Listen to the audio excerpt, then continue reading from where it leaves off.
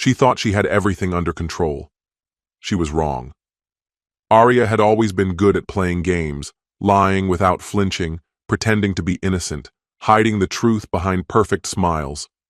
She said she was going on a spiritual retreat, turning off her phone, searching for herself. But her phone wasn't off. It was in Miami, in a 5-star hotel, paid for with his money. Nicholas didn't yell, didn't beg, didn't break down. He just booked a flight. No hesitation, no second thoughts. While Arya basked in her little victory, he was already standing outside her door, gripping the keycard. She thought she could get away with it. She was wrong. "Hello, my friend. I'm so glad you stopped by my channel. If it's your first time here, don't forget to subscribe and like this video, as every like truly inspires me. Please tell me which city and country you watched this video from. Now, let's get started." I had always known Arya was self-absorbed, but I had never pegged her for a fool. Turns out, she was both. It all unraveled with a lie so absurd that I nearly laughed in her face when she said it. "I'm going on a spiritual retreat," she announced casually over dinner, idly twirling her fork through her pasta like she hadn't just dropped something completely out of character. A spiritual retreat. Arya. The same woman who had once dismissed yoga as a gimmick for people who hate real exercise.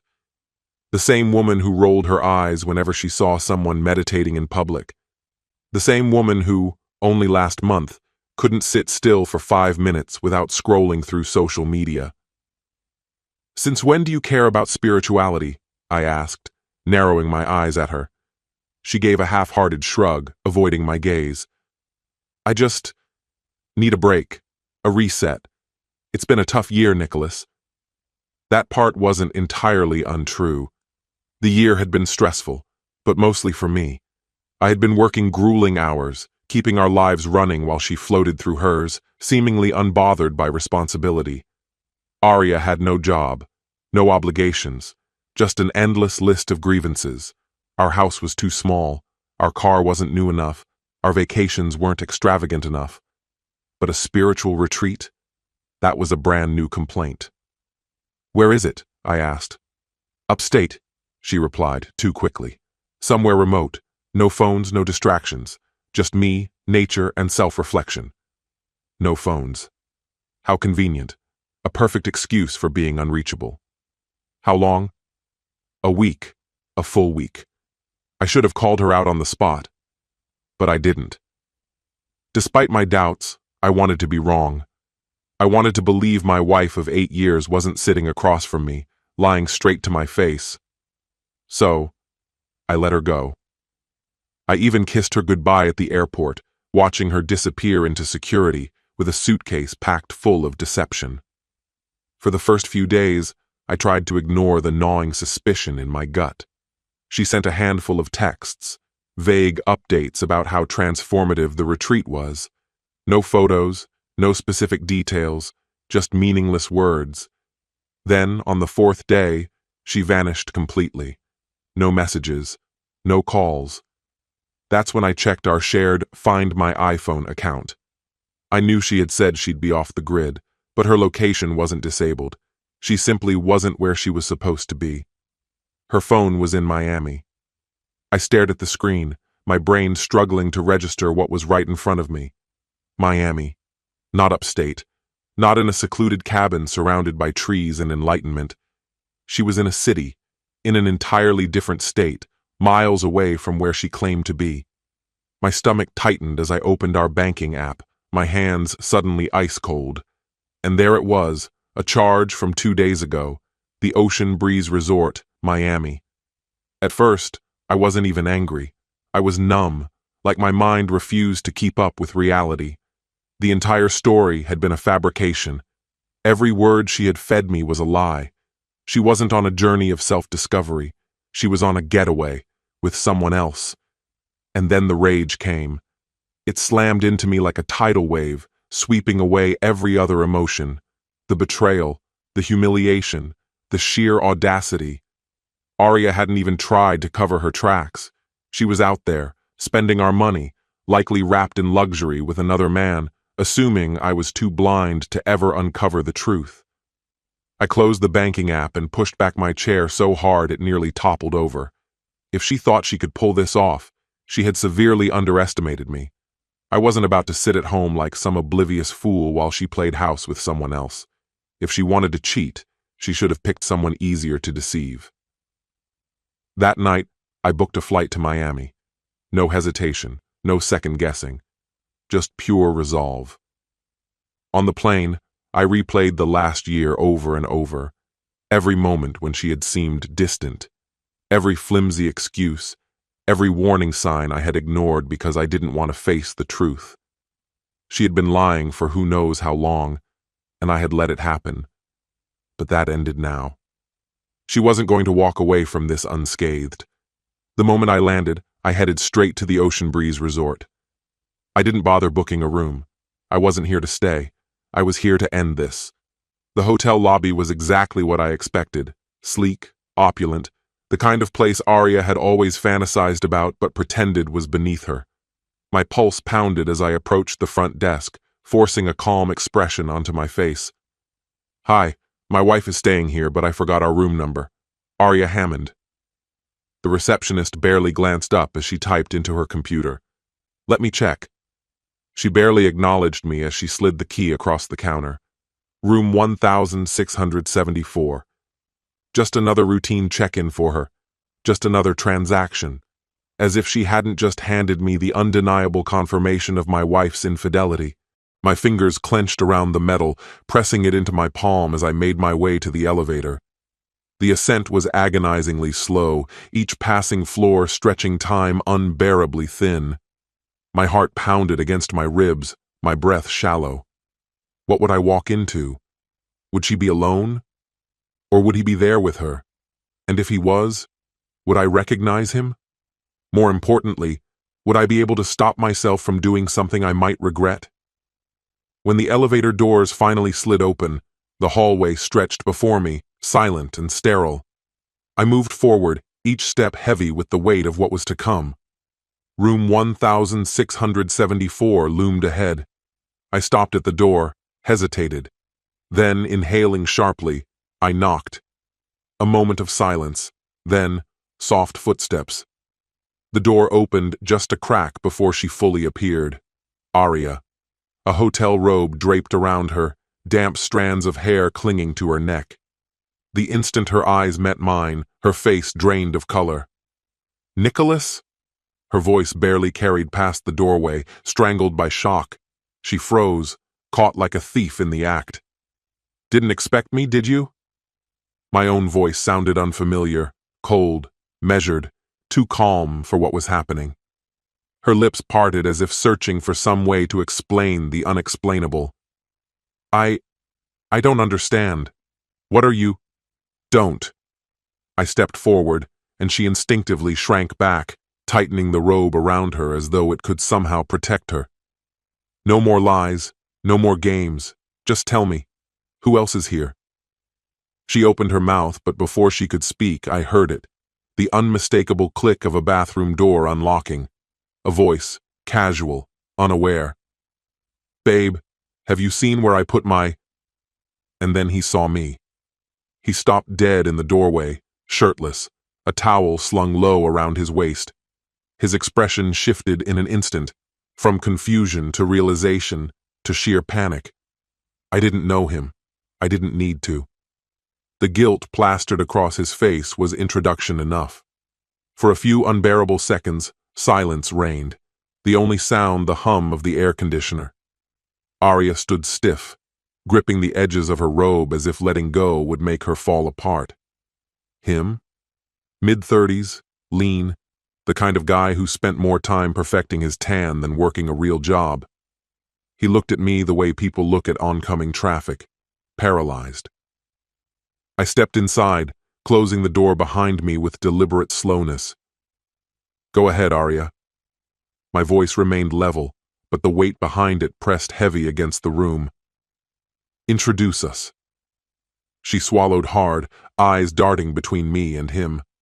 "Nicholas, it's not what it—" I actually laughed. a quiet, humorless sound that made her flinch. Don't insult me. We both know exactly what this is. My attention shifted to the man still frozen in place. And you are? His throat bobbed as he hesitated. Tyrone. Tyrone. What a joke. Tell me, Tyrone, I said, stepping forward. Do you know who I am? He took a small step back. I think I should leave. He moved toward a nearby suitcase, but I cut him off with nothing more than my presence. That's not what I asked. His gaze flicked to Arya, searching for a lifeline. Finding none, he looked back at me. He knew. Of course, he knew. Turning back to her, I asked, "How long?" She blinked. What? How long has this been going on? My voice was lower now, but heavier, more dangerous. She hesitated, then exhaled sharply, as if I were the one being unreasonable. Does it even matter? She snapped. I stared at her, the sound of my own pulse pounding in my ears. You tell me. Tyrone shifted uncomfortably. Look, man, I didn't know she was married.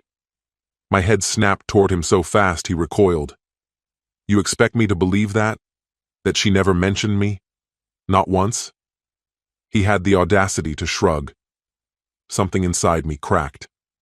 I turned back to Arya. What was the plan, huh? My voice rose slightly. Disappear for a few days, then waltz back home like nothing happened? Or were you planning to keep this up indefinitely? Months? Years? She crossed her arms, the guilt in her expression morphing into something sharper, more defensive. Oh, come on, Nicholas, don't be so dramatic. She rolled her eyes. It's not like we were happy. That hit differently. The casual, dismissive way she said it made my fists clench at my sides. So, instead of talking to me, I said, my voice unsteady with disbelief, instead of telling me you were done, you did this?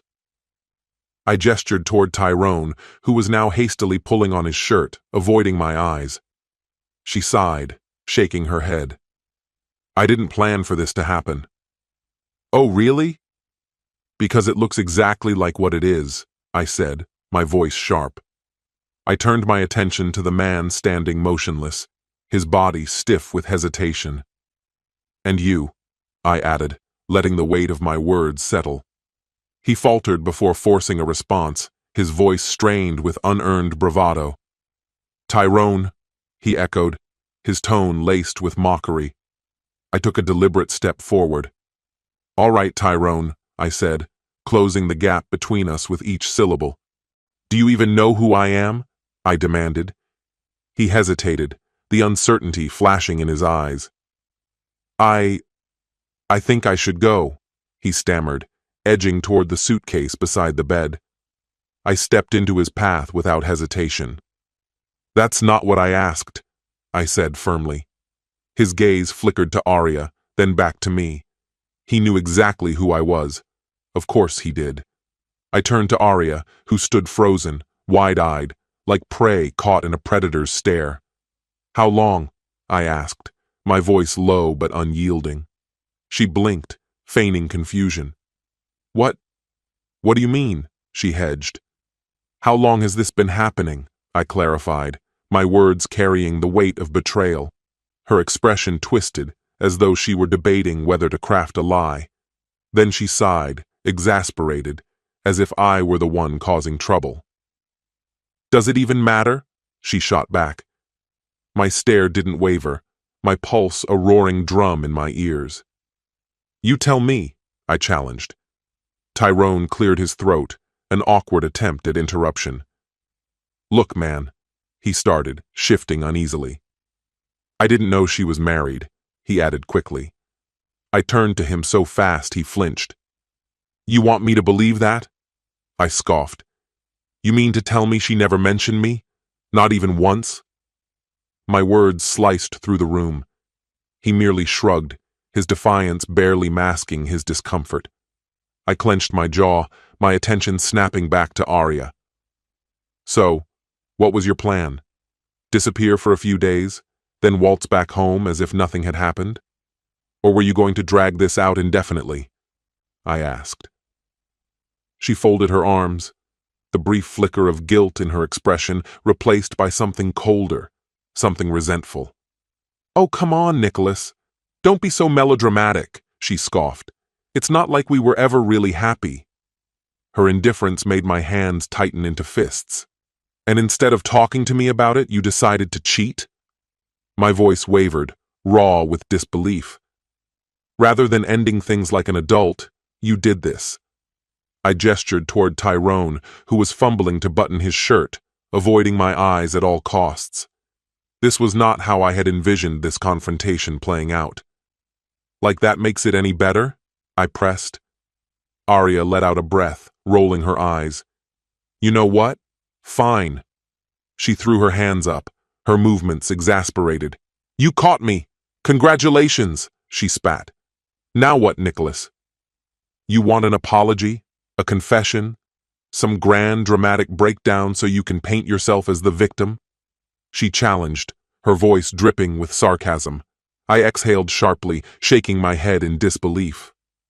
"You are utterly exhausting," I muttered, the realization settling like a stone in my gut. She yanked open the closet, grabbing a handful of clothes and tossing them into her suitcase. "So, this is it?" I asked. "You're just going to pack up and leave?" She scoffed, shoving more clothes into the bag. "What, did you come here just to make a scene and storm off?" she snapped. I stared at her, finally seeing her for what she was. Not my wife. Maybe she never had been. Had I been too blind, too trusting, too naive to recognize the truth? Arya never loved me. She never did. She only loved what I provided, the stability, the security, a life that required no effort from her. And when that wasn't enough, she looked elsewhere. I took a slow, measured breath, steadying the fury bubbling beneath my skin. "No, Arya," I said, my voice calm. "I didn't come here to yell and walk away." She zipped up her suitcase, finally turning to face me. "Then why are you here?" she asked, folding her arms. I reached into my pocket, pulled out a small object, and tossed it onto the bed. Her gaze followed it, and her body stiffened. Her wedding ring. "I came to tell you that when you get home," I said, my voice steady, almost detached. A finality settled over the moment, heavier than any words could be. "Your things will be packed and waiting." I didn't give her the satisfaction of a response. I turned and walked out, the Miami heat slamming into me as I stepped onto the street. It should have felt suffocating, but I barely noticed it. My blood ran hotter than the pavement beneath my feet. Arya. Arya, who stood in that ridiculous hotel robe, looking at me like I was the inconvenience in her day. Arya, who rolled her eyes as if she weren't the one who had shattered everything. Arya, who couldn't even pretend to be sorry. I strode toward the curb, desperate to put distance between myself and the wreckage she had left behind. A taxi pulled up, its brakes hissing, but I didn't move. I just stood there, hands on my hips, breathing hard.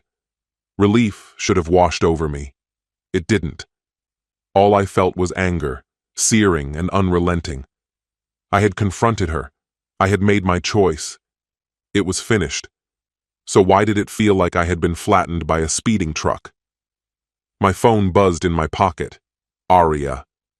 I nearly laughed. Of course she was calling now, most likely to deliver one last jab, to accuse me of being immature. Or maybe, just maybe, she had finally found a shred of guilt. I let it ring. 2 seconds later, another call. Decline. Then a text. "Nicholas, we need to talk." No, we really didn't. I shut off my phone, shoved it deep into my pocket, and waved down a cab. Gave the driver the airport's address. I had no desire to remain in this city a second longer than necessary. During the flight home, my mind kept looping through the moment it all collapsed. The way Arya's face had frozen when she saw me. Tyrone, stepping out of the bathroom, stiff as a deer caught in headlights. Her voice, laced with exasperation. "You're exhausting," as if I were the one who had detonated our marriage. As if she hadn't just ripped it apart with her own hands. I clenched my fists, trying to control my breath, but no amount of deep breathing could alter reality. I was returning to a life that had been burned to the ground. And Arya? She couldn't have cared less. The moment I walked through the door, I didn't hesitate. I had meant what I said. I was done. I yanked a suitcase from the closet and began shoving her belongings inside.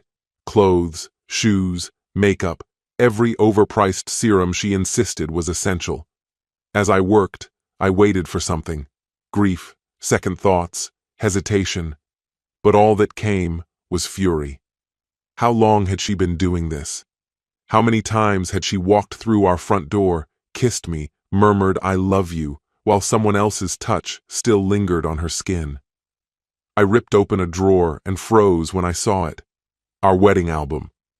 My stomach twisted. I flipped it open, my eyes scanning the images. Arya, smiling as if she had won the lottery. Arya, wrapped in my arms on the dance floor. Arya, gazing at me as though I were the only man in existence. Lies. I slammed the album shut and tossed it into the box with the rest of her things. By the time I was done, my hands were shaking, my heartbeat hammering in my ears. I inhaled deeply, then again. And just as I was beginning to steady myself, I heard it, the unmistakable sound of the front door opening. Then footsteps. A voice. "Nicholas?" I turned, and there she was. Arya stood in the doorway, a suitcase at her side, her expression unreadable. For a moment, silence. We simply stared at each other, two opponents on a battlefield, each waiting for the other to make the first move. I moved first. I turned away, grabbed the last box, and placed it by the door. Her eyes flickered to it. "You've got to be kidding me." I folded my arms. "You thought I was bluffing?" She let out a sharp, disbelieving laugh. "Jesus, Nicholas, you actually packed my stuff? What is this, some dramatic display? The devastated husband making a grand statement?" She rolled her eyes. "Grow up." I clenched my jaw so hard it ached. Oh, I need to grow up? Not the woman who ran off to Miami with her side piece and didn't even have the decency to be discreet? For just a fraction of a second, something flickered across her face, a twitch of her lips, a flicker in her eyes, but just as quickly, it was gone. "I told you," she said, shifting her weight.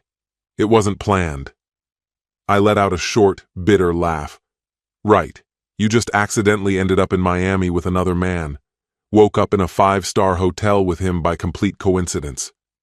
She sighed and rolled her suitcase inside, as if she hadn't just walked into her own eviction. "Can we be adults about this? You're pissed, I get it. But can we at least talk?" I exhaled slowly, forcing the rage down. "Talk about what, Arya?" I gestured to the boxes. "You made your decision. Now I'm making mine." Her jaw tensed as she released the handle of her suitcase. "You're really kicking me out? Just like that?" I stared at her. "Why the hell would I let you stay?" She scoffed. "Oh, I don't know, Nicholas. Maybe because this is our house." She spread her arms, like I was missing something obvious. "Maybe because one mistake doesn't erase 8 years of marriage." I barked out a hollow laugh. "One mistake. That's what you're calling it." She crossed her arms, her face hardening. "What do you want me to say? That I regret it? That I'm sorry?" She shook her head. "You wouldn't believe me even if I did." "You're right," I said, my voice flat. "I wouldn't."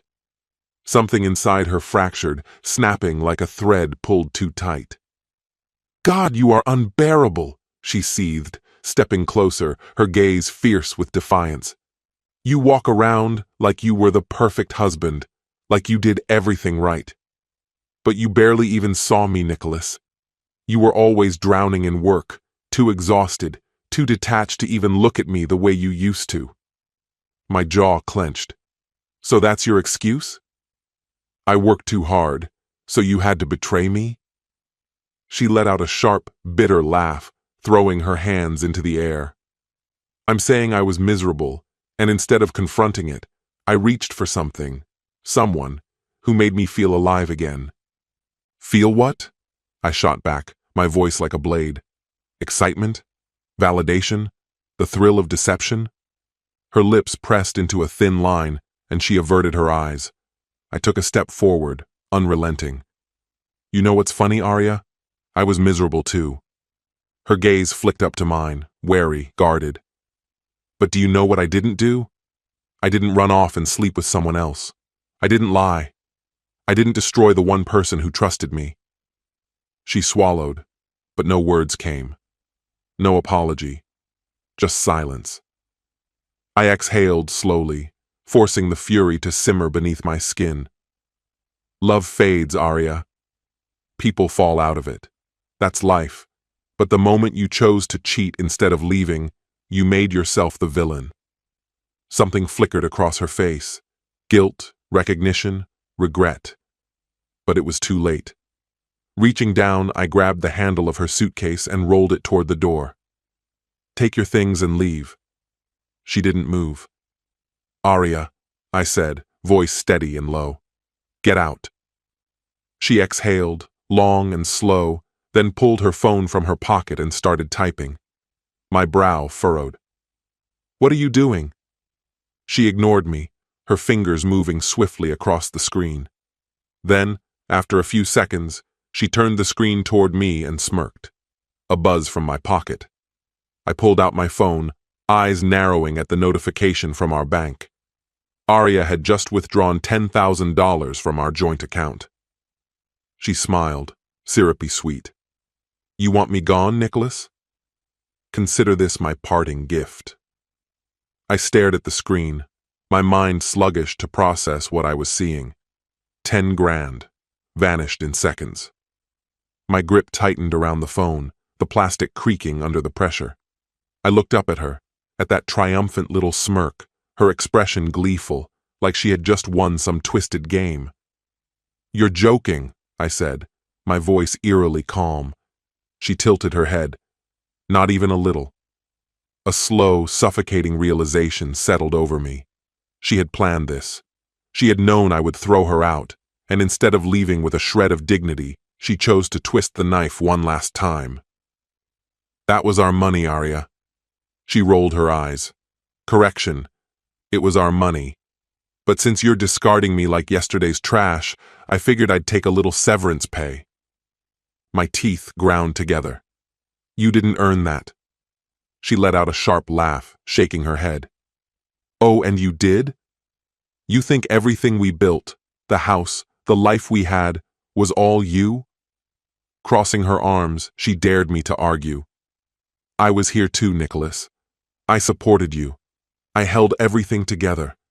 I endured your moods, your stress, your never-ending late nights. I scoffed. You lived in comfort while I pushed myself to the brink. You never had to worry about anything. And this... My voice rose, the fury boiling over. This is how you repay me? By sneaking off to some luxury hotel with another man? Her smirk wavered, if only for a second. But then she straightened, lifting her chin, masking whatever was left of her shame.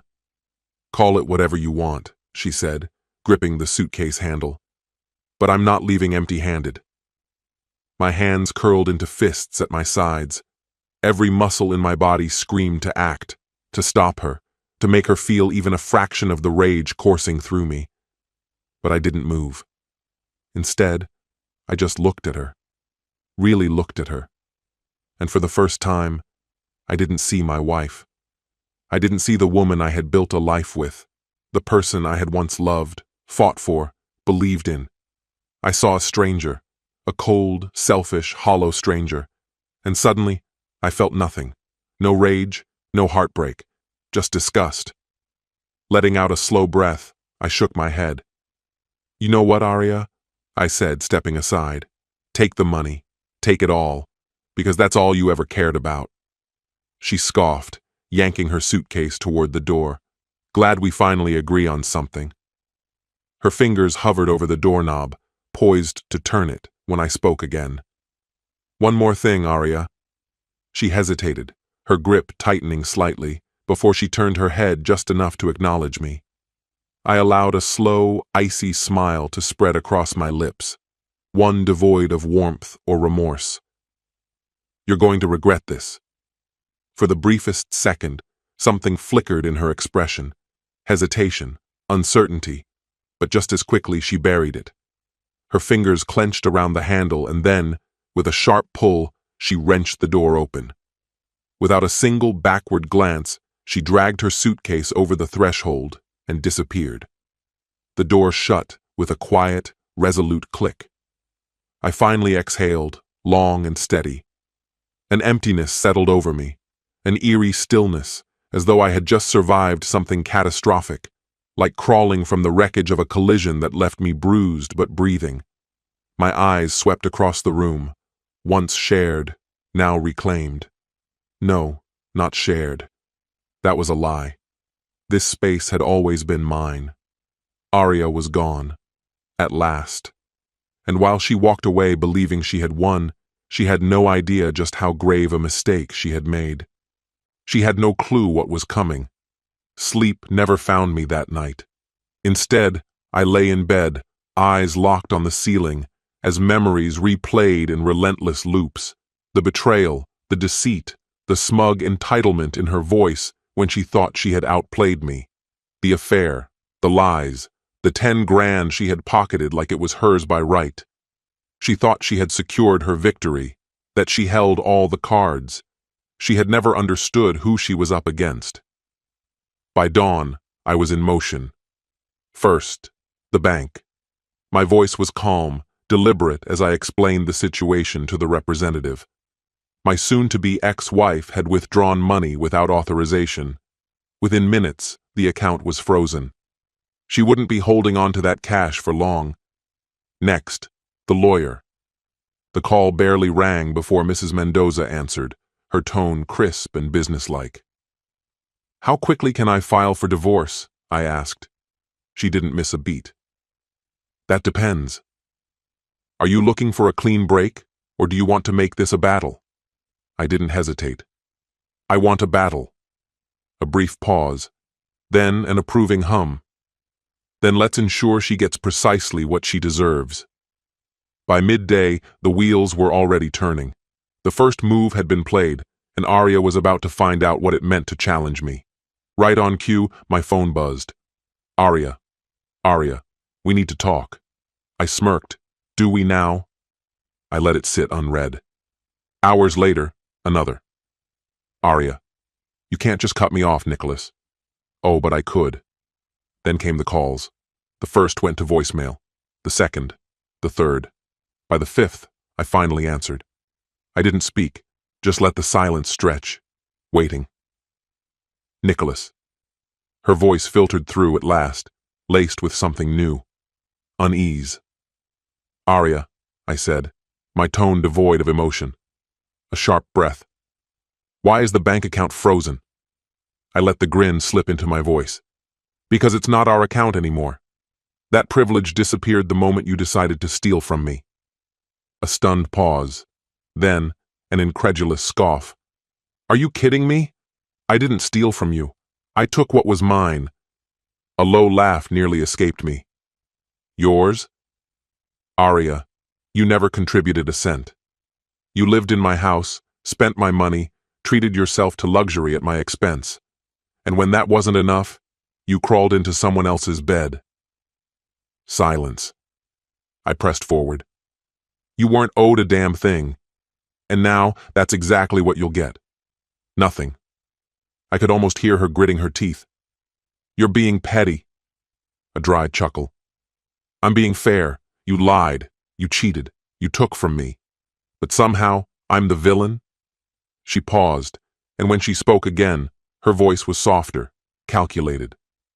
"Nicholas, we don't have to do this. We don't have to end things like this." I rolled my eyes. "You mean with consequences?" A sigh. "I'm saying we should talk, face to face." I leaned back, shaking my head. "Not interested." "Nicholas." "No," I cut her off. "You made your choice. Now live with it." For the second time in 2 days, I ended the call before she could say another word. But something in my gut told me it wasn't over. Arya was never one to walk away without a fight. She wouldn't let me slip through her fingers without one last desperate attempt to regain control. And I was right. The next morning, as I stepped outside, I froze. There she was, standing in my driveway, arms crossed, sunglasses masking her eyes, as if she were here for a casual conversation rather than the next round of the war she had started. I took a deep breath, steadying myself. Here we go. What do you want, Arya? My tone was flat, indifferent. She pulled off her sunglasses, forcing a tight, artificial smile. I thought we could talk. A laugh escaped me, genuine, sharp. You already tried that, over the phone. I told you I wasn't interested. She let out a slow breath, as if she were the one being inconvenienced. Nicholas, we were together for 8 years. And? My jaw tensed. Are you really going to be this cold? She tilted her head, as if I were the irrational one. I exhaled, hard. You burned this bridge, Arya. You don't get to whine about the smoke. She rolled her eyes. Typical. I wasn't sure if she even had another expression. You're acting like I committed some kind of crime, she scoffed. People cheat, Nicholas. It happens. I blinked, needing a second to process the sheer audacity of her words. It happens, I repeated. Like a spilled drink? A fender bender? Just some random, inevitable accident? She shrugged, utterly unbothered.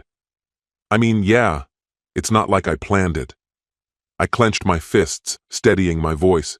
You packed a bag, bought a plane ticket, booked a hotel, spent our money, lied to me over and over. I took a step closer, my voice ablaze. You planned every part of it. For a split second, something flickered in her eyes. Guilt, maybe, but it vanished just as quickly. Fine. You want me to say I was wrong? She flung her arms out dramatically. I was wrong. There. Happy now? I stared at her. No, Arya, because you don't mean a single word of it. She sighed, tapping her fingernails against her arm. Look, I didn't come here to fight. I just think we should be rational. I let out a bitter chuckle. Rational? She shifted, uncomfortable. You're really holding a grudge over $10? My brow lifted. You stole from me. She scoffed. Okay, first of all, I was going to pay you back. I crossed my arms. Oh, really? Yeah, too quick, too rehearsed. Once I, got things sorted. A beat of silence, a hesitation, and that's when it hit me. She was broke. The money was gone, locked away somewhere she couldn't reach. She had nothing left, and that was why she was here. Not for closure, not to make peace. She wanted me to clean up her mess. I smirked, realization settling in. Oh my God, you actually thought you could stroll back in, flash a smile, and I'd just forget everything. Her expression darkened. Don't bother, Arya. I cut her off. You're not half as clever as you think. Her spine stiffened. Excuse me? I took another step forward. You thought you could cheat, steal, walk away like you'd won. And now, when everything's crumbling, you expect me to be the kind, forgiving ex who bails you out. I laughed, sharp and cold. Not a chance. Her face twisted with fury. You are such an asshole, Nicholas. I met her glare without flinching. And you are the dumbest person I've ever met. Her nostrils flared. You know what? Fine. Keep your stupid money. Keep your damn house. I don't need you. Fantastic. I stepped past her, brushing her shoulder as I went. Then why are you still here? Her mouth opened, then shut. For the first time, she had nothing to say. I smirked. That's what I thought. Without another word, I walked inside and shut the door behind me. Arya had come looking for a fight. What she didn't realize was that I'd already won. This story has come to an end. Betrayal is never an accident. It's a choice. It doesn't just destroy trust, it destroys the betrayer. Lies may give a temporary advantage, but the truth always comes out, and the consequences hit harder than expected. Respect, honesty, and loyalty are the foundation of any relationship. Break them, and you're left with nothing. Losing someone is painful, but losing yourself is worse. Karma isn't a myth, it's the result of your actions. In the end, the real winner isn't the one who deceives, but the one who stays true. What's your opinion? Share it in the comments, my friend, and if you like this story, check out other exciting videos on my channel. I'll say goodbye until the next video. See you.